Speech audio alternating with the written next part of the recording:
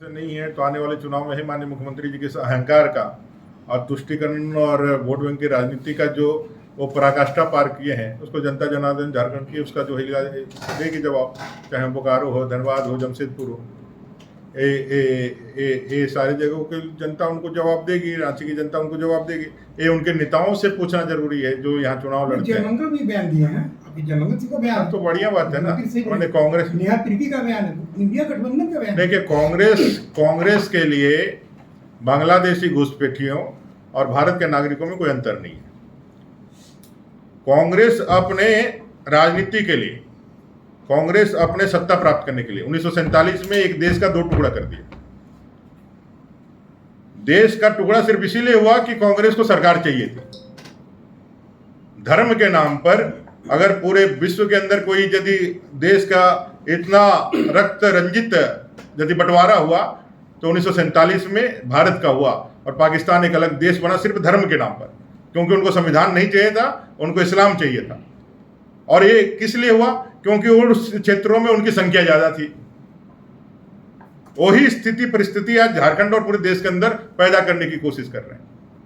जहां डेमोग्राफी आज यदि इलाही नगर में या फिर हमारा जो है तारानगर में लोगों के घर पे जो आक्रमण हो रहा था, क्यों हो रहा है? आज 12 जगहों पर, पूरे झारखंड के अंदर 12 से ज्यादा जगहों पर मुहर्रम के जुलूस में फिलिस्तीन का झंडा घुमाया गया। दर्जनों जगह दंगे हुए। ये क्या दिखलाता है? किस तरह का दिखलाता है? ये तुष्टिकरण की राजनीति का पराकाष्ठा नहीं तो और क्या है? आप संभावित खतरे को आप जो है वोट बैंक की राजनीति और तुष्टिकरण के कारण इग्नोर कर रहे हैं। ये पूरी तरह से मुझे लगता है कि सरकार के रूप में उनके लिए उचित नहीं है, क्योंकि आदिवासी रहेगा, झारखंड रहेगा, तब भी आदिवासी अस्मिता और झारखंड की बातें हम कर सकेंगे। अगर आदिवासी नहीं रहेगा, यहाँ के आदिवासियत नहीं रहेगी तो कुछ नहीं बातें कर सकते। और हमने पहले भी कहा है कि देश के अंदर बहुसंख्यक हिंदू समाज जब तक है, बड़े हम जिम्मेदारी से कहते हैं, देश के अंदर जब तक बहुसंख्यक हिंदू समाज है तभी तक देश में संविधान भी है, बाबा साहब का नाम भी है, लोकतंत्र भी, आरक्षण भी है।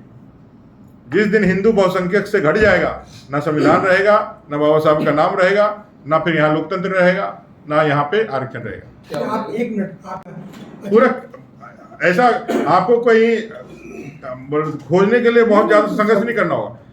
पूरे विश्व के अंदर मुस्लिम बहुल कोई भी देश बता दीजिए जो संविधान से चलता हो।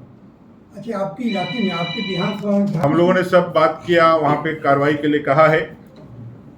वहां गवर्नमेंट ने उस पर केस करके पूरा लगाया हुआ है। वहां पे हम लोगों ने ये भी दिखाया है कि भाई एक मंदिर पे इंक्रोचमेंट है, उसको भी हम लोगों ने यहाँ से जीता था। लेकिन सरकार ऐसी है, उस समय के मंत्री जो प्रभारी मंत्री थे उन्होंने पहले रुकवाया, फिर बाद में उसको कोर्ट में फंसवा दिया और अभी गाड़ करके उसी का ही पर चले रही है। फिर भी हिंदू लोगों सब लगे और फिर वहां पे कमेटी फिर बाद में बनाया लोगों ने, ग्रामीणों की कमेटी बनी, वही दोनों मिल करके बात करके इसका समाधान करेंगे।